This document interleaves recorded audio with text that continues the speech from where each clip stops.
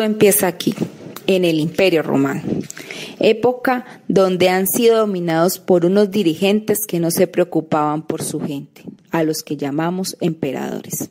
Existieron muchos emperadores en esta época. Unos atacaron fuertemente al cristianismo, pero gracias a Constantino y Justiniano, el cristianismo se convirtió en la religión oficial del imperio para el siglo V. Gracias a esto, se crea una figura en la religión a la que conocemos como Papa.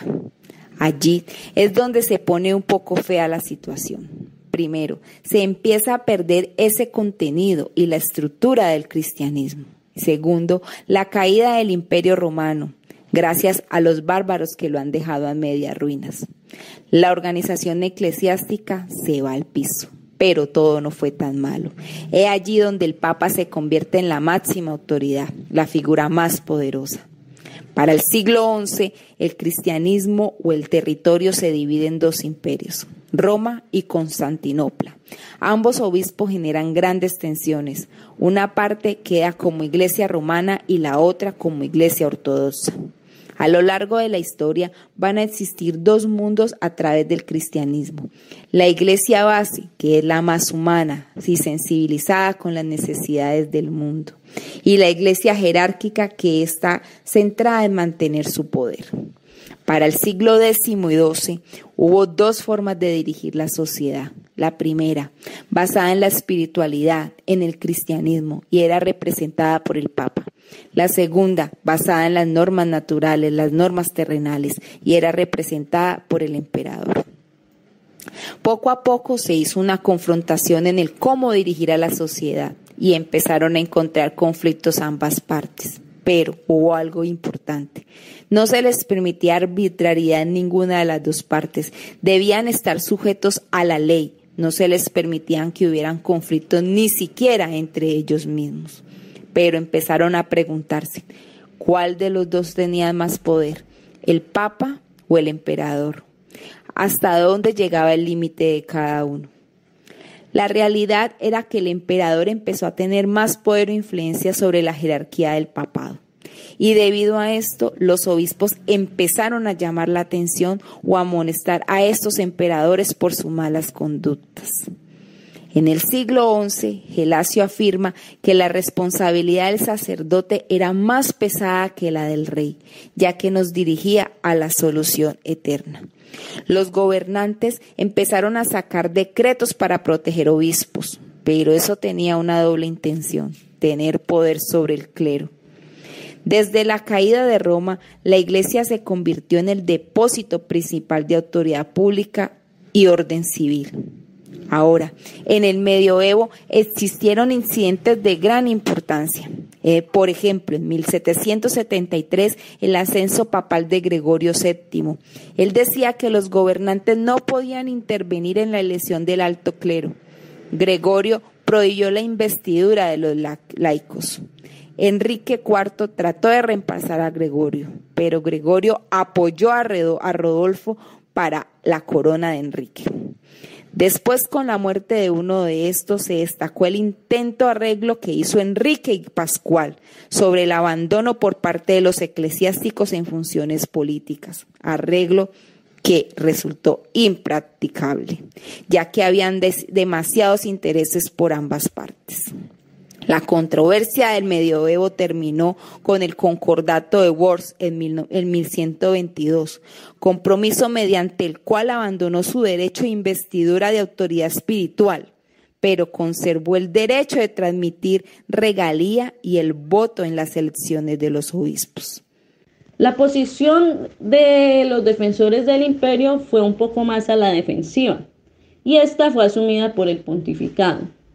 Su argumentación define en esencia lo que había sido el estatus, que conforme al cual la designación de obispos y elecciones pontificias habían estado sometidas en gran parte al imperio y a su influencia. Surge en torno a ello la independencia eclesiástica. Podrían apelar a la doctrina generalmente admitida desde las dos esferas del poder.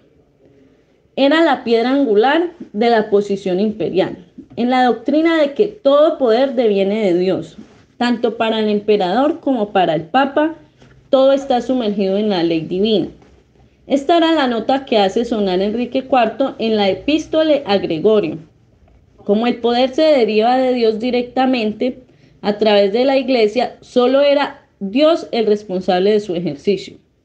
Por ende, era Dios quien podía juzgarle y no podía ser depuesto de su cargo sino por herejía.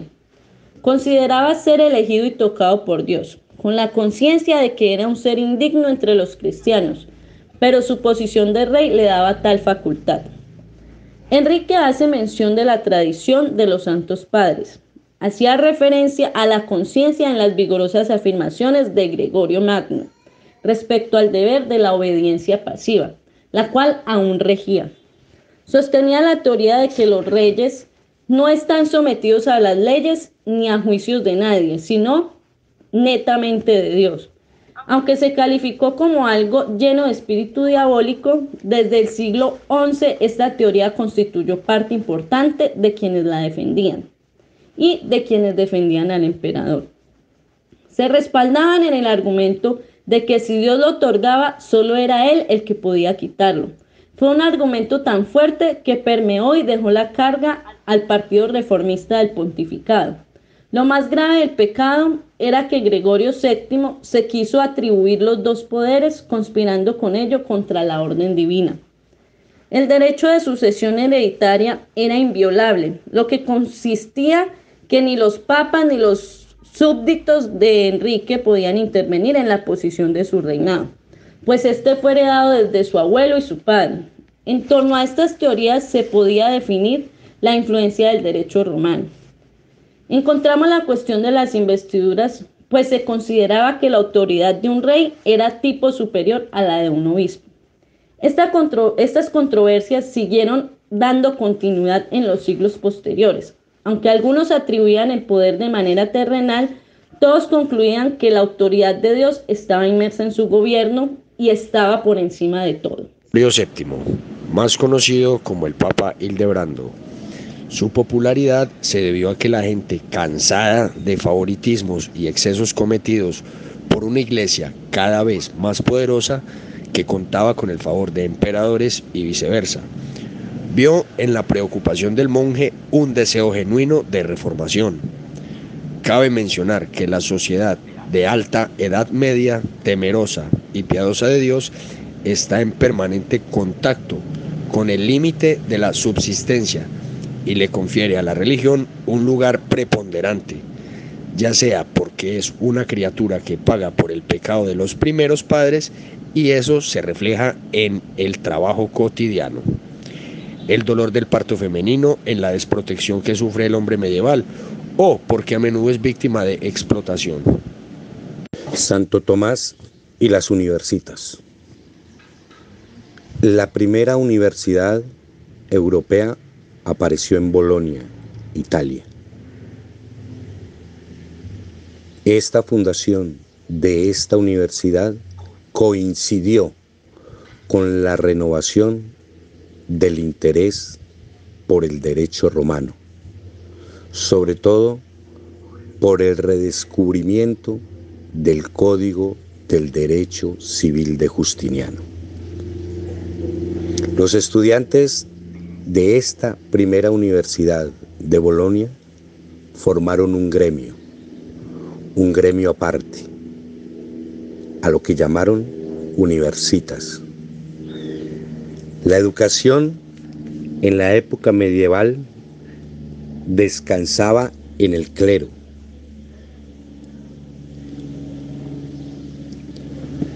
Quienes, de una u otra manera, eran dictadas por el clero secular, o llamado también monástico.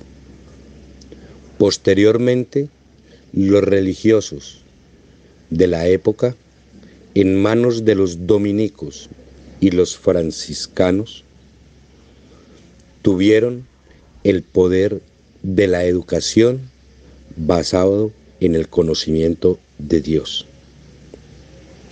Las universidades en la Edad Media dictaban artística, leyes, medicina y teología. Y todos los cursos eran dictados en latín. El conocimiento de la época trajo a mentes supremamente brillantes que desarrollaron el conocimiento. Santo Tomás, este religioso dominico, descendía de un alto linaje, emparentado con el emperador Federico II. Se educó desde los 5 años en el monasterio de Montecassino, donde era abad su tío, y era el sueño de la familia que él en algún momento ocupara ese puesto de abad. Fue en la Universidad de Nápoles donde tuvo el contacto con el derecho y la filosofía, descubriendo el autor que marcaría completamente su vida y su pensamiento filosófico, el estagirita Aristóteles. Quiso entrar en la orden de los dominicos y perteneció a ella. París era el centro cultural ideológico de la época, y de allí, junto con la Universidad de Oxford, en Inglaterra, formaron el clan del conocimiento.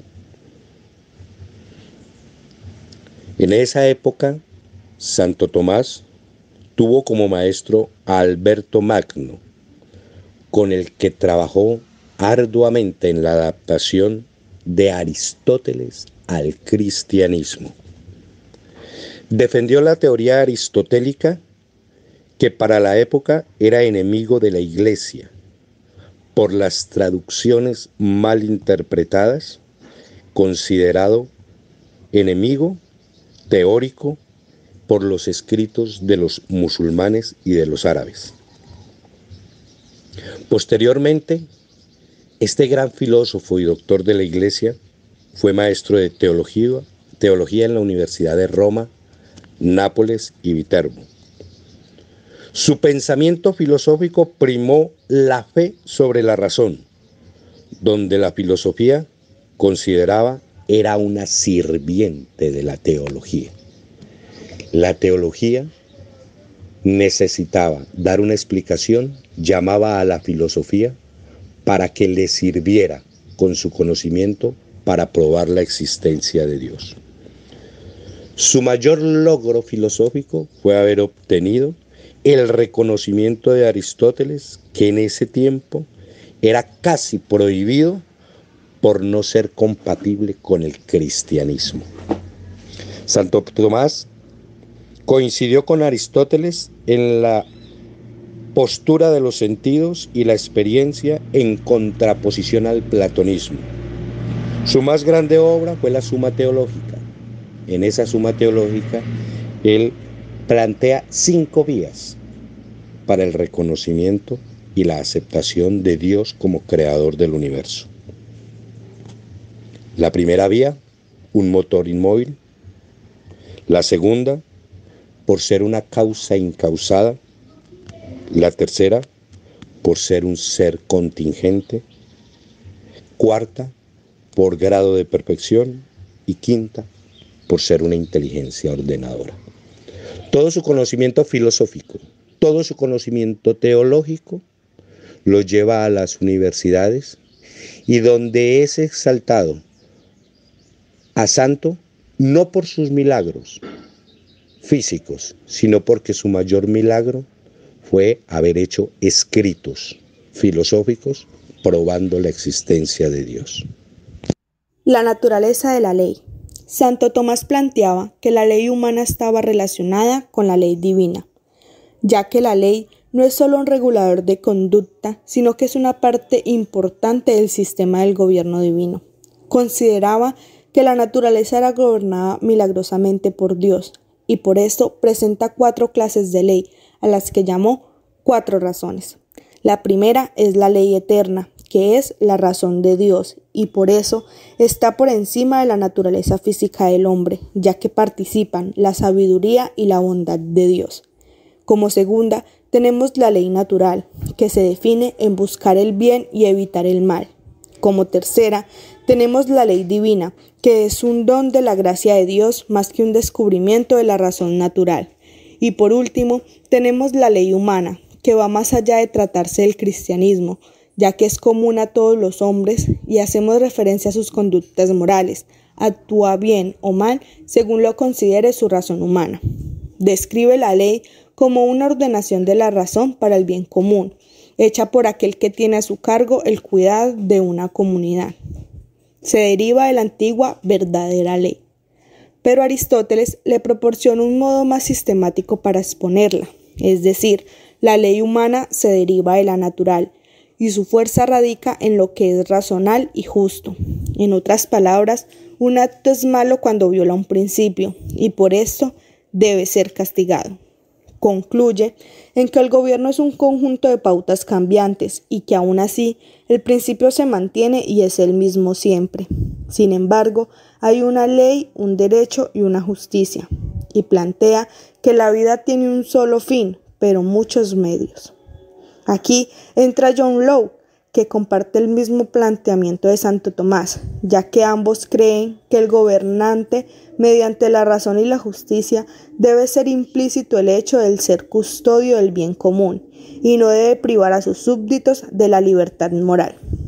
Su propósito era de constituir un esquema racional de Dios, la naturaleza y el hombre, y expresa de la forma más madura las convicciones tanto morales como religiosas. Dante y la idealización del imperio.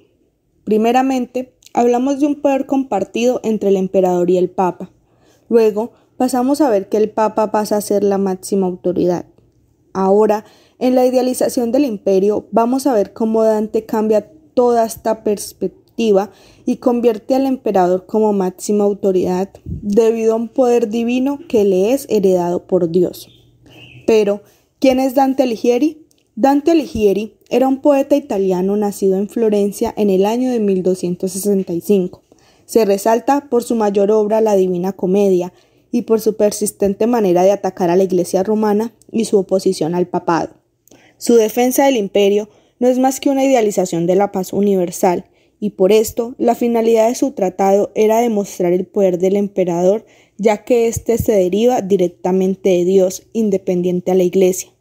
Admite el poder espiritual del Papa, pero se aferra a la teoría galesiana de que los dos poderes están unidos únicamente por Dios. Así que concluye con un planteamiento de que toda la comunidad estaba bajo un solo gobernante, y por esto trataba de demostrar la autoridad imperial para que ésta fuera la única que gobernara. Es interesante ver cómo en el Imperio Romano se han derivado tantos cambios, ¿verdad? Y con esto concluimos nuestra exposición Cuestión de las investiduras. Muchas gracias.